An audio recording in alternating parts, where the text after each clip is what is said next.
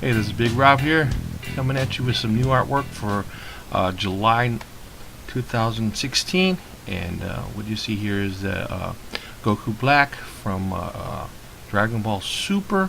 So you can see I've already penciled it, now I'm doing the line work for it.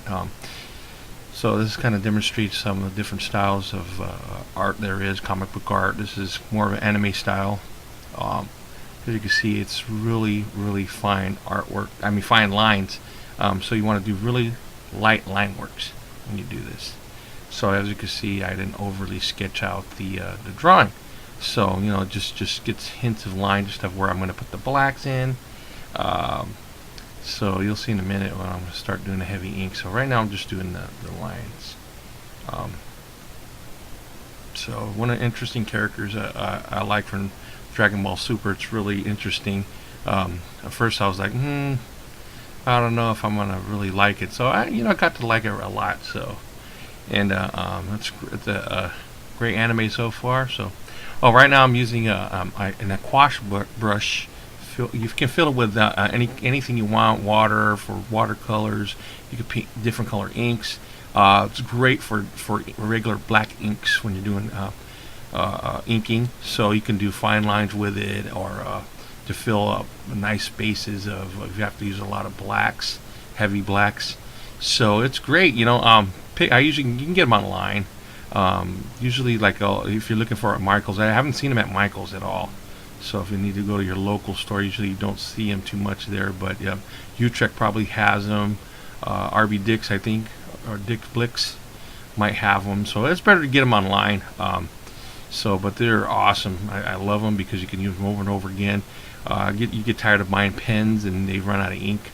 So these are perfect. So as you can see, I finished Goku Black here. I get a really fine line. Just try to get it nice, simple lines. Make them nice and clean, because you're getting ready to put color in.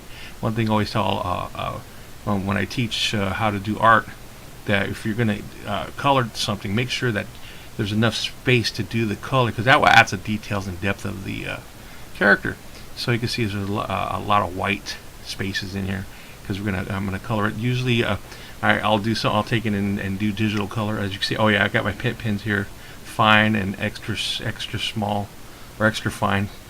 So that's for fine lines and stuff like that. So great detail for detailing. So I'm gonna use my Prismacolor markers and Copic markers. I like them both. They work well together. What do I prefer? I like them both. Some people just like Copics, and this is a Copic marker right here, and of course this is a nice scarlet color, and this is belt. Really nice. I like the brush tip, and you can really get in there and details and color, and you can overlap and blend them together. Really cool pens. So sorry about that. So yeah, it's really cool. So I want to start doing the skin tone. I have two types of skin tone. Try to keep it simple, because you got to remember when you're coloring, you got to do make sure you do highlights, and make sure where your light source is coming from. So you'll see, one thing about these markers, they're alcohol based, and you'll see they kind of spread out some of the Indian ink. But it's okay. Once they dry out, they dry out pretty cool. So I'm pretty much finished on this piece. All the inks are in, the blacks and gray tone and everything. So what I'm going to do, since this is just a marker piece, I'm going to pop them off the page. As you can see, I already have a lavender purplish color, so it kind of pops them off the page like a shadow. So that kind of gives it your drawing depth. And remember to look at those light sources. So as we see here, there you go. I can't hold the camera for nothing, so that's I'm holding my camera with one hand and drawing and coloring with the other. So sorry about that. So the finished pieces comes out pretty cool. So yeah, what I do also, I got the finished piece, I scan it in, and sometimes I give a little Photoshop treatment. But usually I like just the hands-on approach. So this is the finished piece right here. I always put a watermark. I don't like people stealing my art. Next we got Vegeta, also from Dragon Ball Super. I don't know if I like the costume. I kind of like the original costume better, the Saiyan armor, but this is kind of based on it. He's got like a gray Saiyan armor on there, so. But if someone needs to update it, it's pretty cool. That's why I like. It says Toriyama's making it, or he draws it, so, and it's kind of true to the original style, because the GT style I did not care for. You could tell the big difference on it, so. And there he is, and it's like this is another marker drawing, of course, and one of my favorite characters. So, also here's a new piece. I've been doing a lot of Disney Star Wars flip characters, and I can see his Mushu right here, and I'm penciling in. It's just going to be in a digital print.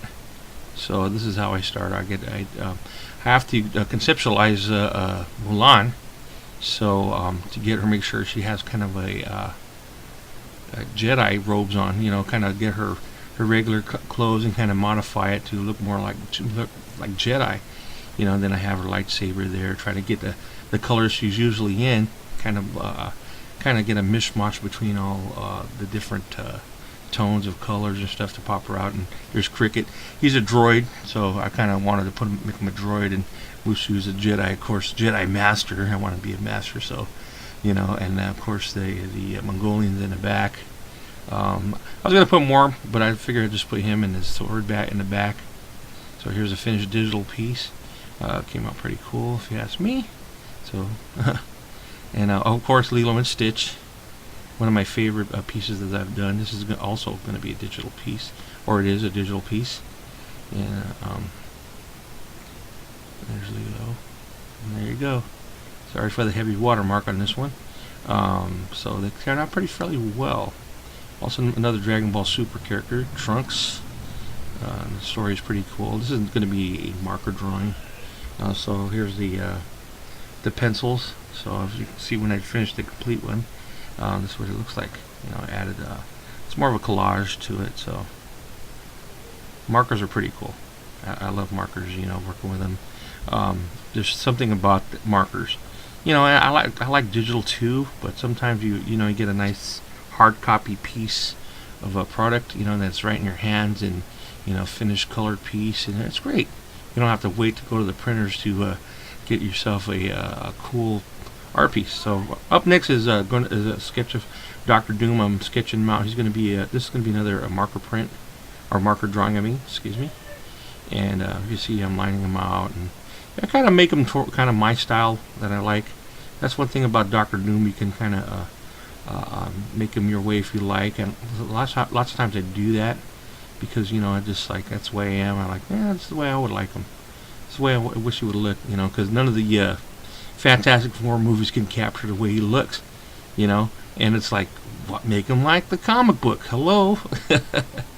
So you can see I'm starting to ink, and I'm using the gouache brush. Very awesome for inking. You can get some cool lines on there. It's because you get different line weights on there. You can go from, depends on the pressure that you put on your brush, your pen brush, and you can get fine lines or different lines. It's great, and it's just one of those things you can't get with just a regular pen. So I'm lining out, and then I'm gonna put the shadowing, and always remember your light source. Light source it'll make your artwork pop out more dynamic and more realistic. And one thing I like about the pen brush is that I can ink fast with it. Really, really fast. I'm pretty fast at inking, especially when I go to the cons, and I can ink really quick at artwork. So when I do commissions, I can just blow a piece of artwork out fast. Depends on the colors and everything. So right now I'm just doing the heavy shadows, and then I'm gonna do the detail. I like when I see things come.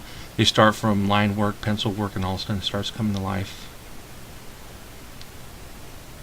One of the hardest things about doing Dr. Doom is the armor on his face. Usually characters are pretty cool, but I'm pretty adept at doing armor. I've been doing it since I was a little kid. when I was drawing, so I kind of taught myself how to do things, how to weather it and everything. So there we go.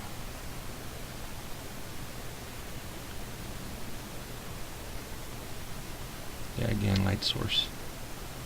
So further, now we're going to be doing the cross hatching. Really important to put the little details in there. It just makes your artwork pop. You know, some people have a certain way of doing things. You know, it's not really, you know, a true method of doing things, and you know, it's how you like to do a drawing. You know, some people like just doing it one way, and some people like doing it another way. You know, it's no big deal. It's how you feel. It's your artwork. I always tell my son that draws too. It's like, hey, it's your art, your world. Make it the way you want. You're the master of the pen. And I like doing the cross hatching. You know, I kind of learned this when I was in high school, doing different cross hatching sections. It just makes your artwork look really cool and dynamic, you know.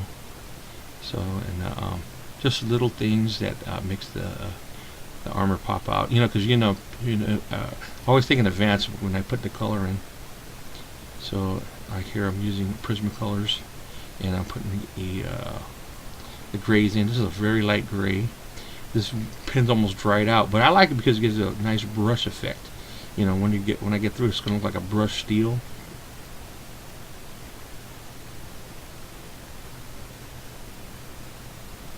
Yeah, I love the way it looks. Sometimes I want to hurry up and get it finished. So I want to see what it looks like. You know, like a little kid. So I get excited. This is my favorite part, is the coloring. You know, sometimes I gotta catch myself making noises when I color, like whoosh, whoosh. That's the kid in me. Yeah, this is one of my favorite pieces I've done in a while. So, all right, so pretty much done. I'm putting a nom de plume in it, you know, my logo, and of course the brush pen comes out again. The RB 2016. There we go. Whoop, too much ink. But yeah, what the heck? It looks cool. So, and there you go.